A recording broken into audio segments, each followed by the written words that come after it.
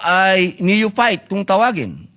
Napakainam po sana kung pakitaan niya ako ng magandang asal at ipakita sa akin na ganito, iho, ang pagsasabi ng I'm not finished. Hindi yung I have the floor with the burning eyes and the very high voice. Ladies and gentlemen, on record po ito. Nangyari po ito on record sa Senado. Humihingi po siya ng pag-abot ng kamay sa akin, hindi na on record. Paano ko po tatanggapin ng kamay niya? Ginawa niya yan on record.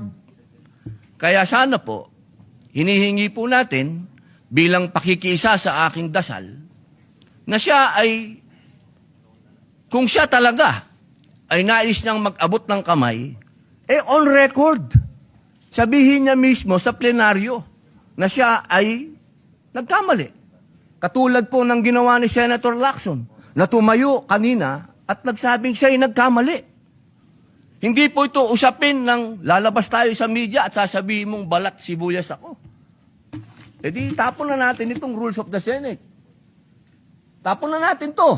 Di pa natin pala susundin eh.